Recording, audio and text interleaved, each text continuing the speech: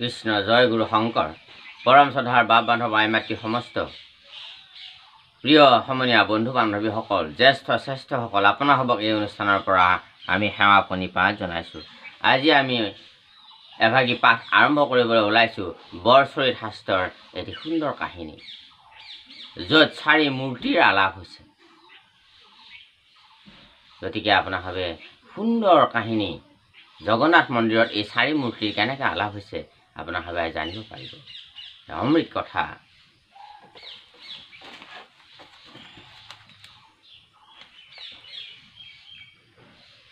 হে ৰাম ৰাম ৰাম কৃষ্ণ শংকৰ গুৰু হৰি ৰাম ৰাম ৰাম কৃষ্ণ শংকৰ গুৰু হৰি ৰাম ৰাম ৰাম।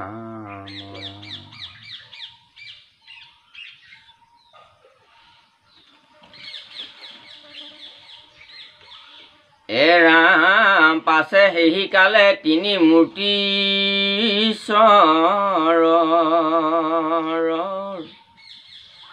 শ্ৰী চৈতন্য হৰি ব্যাস ৰমানন্দ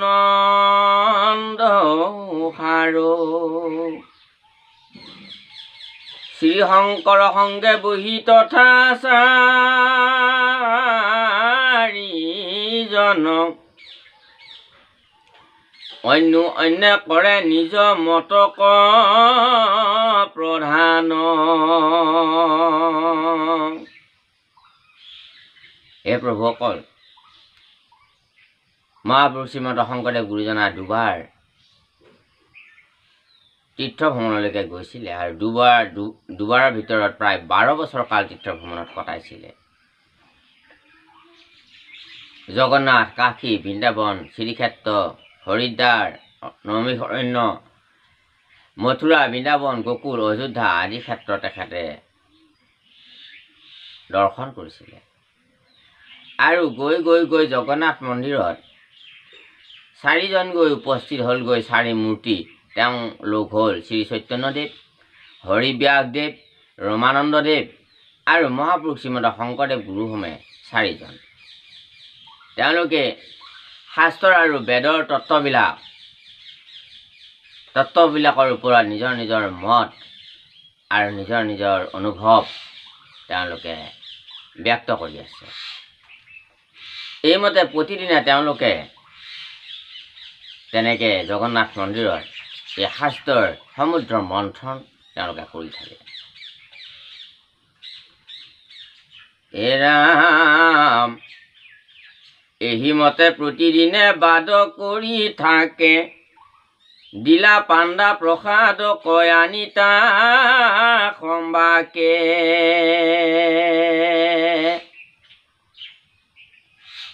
আৰু তাৰে ইজনে সিজনে বোলে নাই, এইটোহে শ্ৰেষ্ঠ। নিজৰ নিজৰ মতক প্ৰাধান্য দিছে, দি তেওঁলোকে শাস্ত্ৰৰ যি বেদৰ তত্ত্বভাগ তাৰ অনুভৱবিলাক ব্যক্ত কৰিছে, বাদ কৰিছে। বাদ কৰা মানে ইজনে সিজনে কথোপকথন কৰা। আৰু এনেতে জগন্নাথ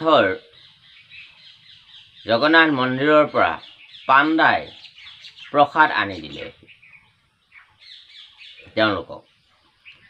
আৰু 3 জনে খাইলা, পাছে শংকৰে নাখাইলা, দেখি সবে বোলে পাপক সঞ্চিলা। বাকী 3 জনে খালে, কিন্তু শ্ৰী শংকৰদেৱে নাখালে। আৰু তেতিয়া 3 জনে ক'লে যে আপুনি পাপহে সাঁচিলে, কাৰণ জগন্নাথৰ প্ৰসাদ আপুনি গ্ৰহণ নকৰিলে। শংকৰে বোলন্ত মই পাপন সঞ্জীবু, নুহিকা প্ৰসাদ আক কেন মতে খাইবু। গুৰুজনাই কৈছে মই পাপ কৰা নাই।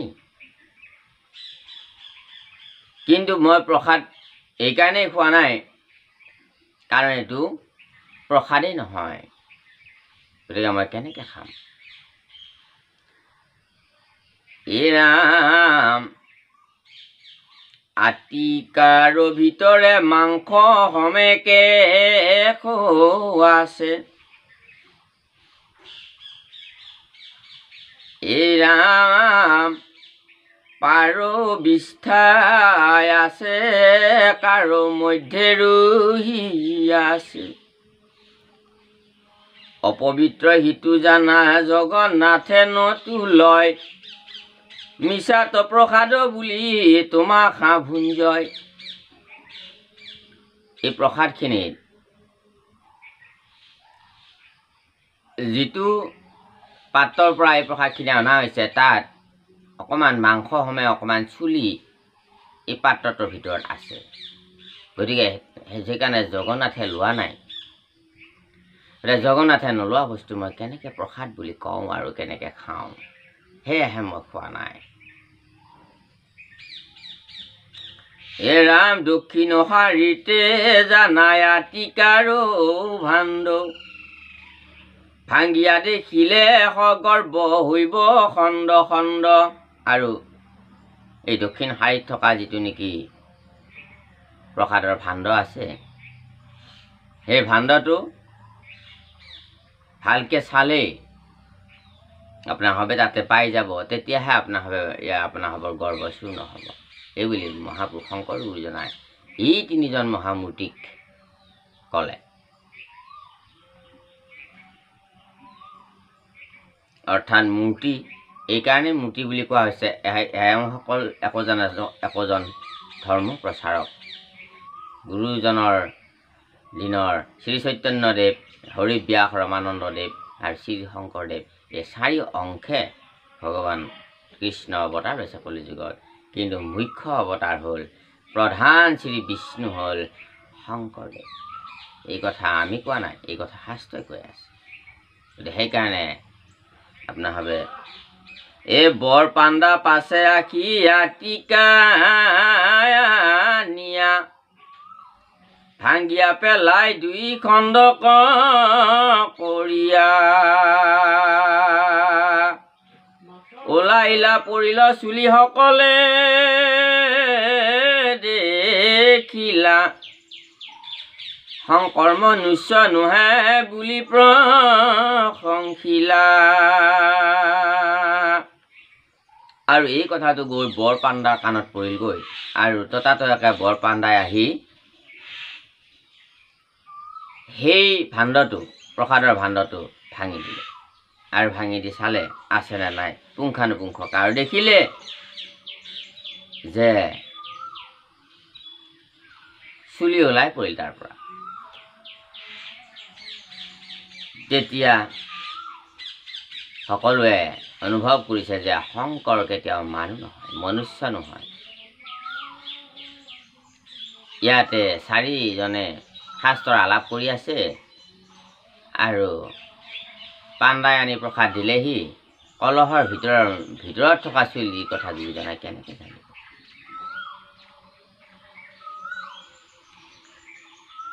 গতিকে তেওঁলোকে বুজি পালে শংকৰদেৱ কোনো মানুহ নহয়, অন্তৰ্যামী ঈশ্বৰ। আৰু গুৰুজনাক সকলোৱে প্ৰশংসা কৰিলে। গতিকে ইয়াৰ এটা মাহাত্ম্য আছে যে যিটো বস্তু ঈশ্বৰত অৰ্পণ কৰিব নোৱাৰি, সেই বস্তু ভকতে গ্ৰহণ কৰিবও নোৱাৰি।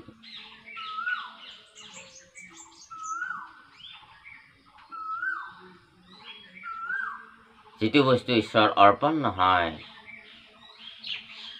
এইটো বস্তু ভকতেও গ্ৰহণ নহয়।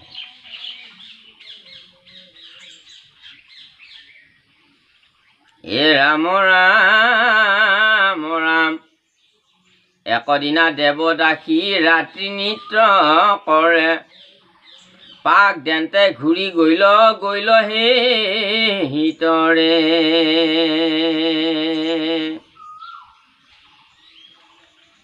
সেই সময়ত দেৱ শংকৰ হাখিলা,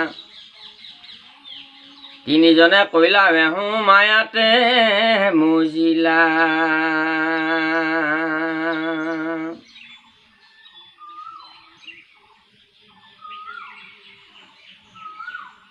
এই বুলন্ত শংকৰে তোমাৰ ৰেখে মতি মন্দ অবিবেকে কেনে কৰি বাহা চাহা দণ্ড যি কাৰণে হাকো তাক জানা স্বৰূপক পৰমান্ন পাগ কৰে পাণ্ডা গোটেক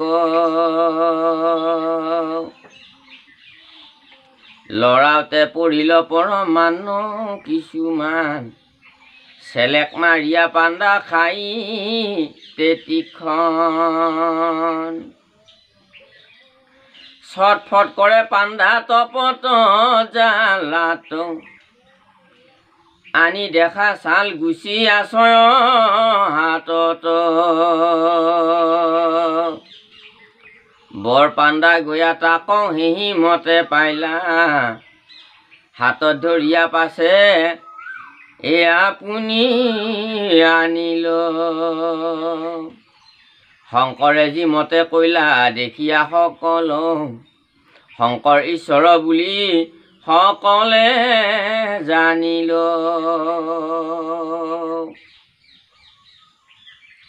এদিনাখন দেৱদাসীয়ে ৰাতি নৃত্য কৰি আছে আৰু এনেকে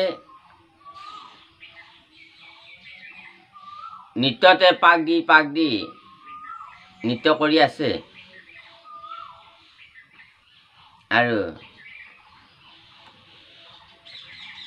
সেই সময়তে গুৰুজনা এটা হাঁহি মাৰিলে তেতিয়া এই শ্ৰী চৈতন্যদেৱ ৰমানন্দ ঠাকুৰ আৰু হৰিব্যাস এই তিনিজন মহাপণ্ডিত এওঁলোকে গুৰুজনাক ক'লে হে শ্ৰীশংকৰে আজি মায়াত মজি গ'ল তেতিয়া গুৰুজনাই কৈছে গ'লে মই দেৱীৰ নৃত্য দেখি নৰ্তকীৰ নৃত্য দেখি মই হাঁহা নাই তোমালোকৰ মনটোহে খালি মন্দমতি তোমালোকে কেৱল মতিটো মন্দ অৰ্থাৎ তোমালোকে কেৱল যিটো চিন্তা কৰি আছা সেইটো ভাল নহয় এইটো মন্দ চিন্তা কৰি আছা তোমালোকৰ সেইকাৰণে মন্দমতি বুলি কৈছে তোমাৰ বেয়াটোহে তোমালোকে দেখা পাইছা কিয় তোমালোকে নজনা নুশুনাকে মোক তেনেকৈ দণ্ড কৰিছা বুলি কৈছে গুৰুজনে আৰু কিয় মই হাঁহিছোঁ জানা তাৰ আচল কথাটো হ'ল স্বৰূপটো হ'ল এইটো যে পাণ্ডাই জগন্নাথৰ পাগ ৰান্ধি আছে আৰু পৰমান্ন পাক কৰি আছে পৰমান্ন ৰান্ধি আছে আৰু এনেতে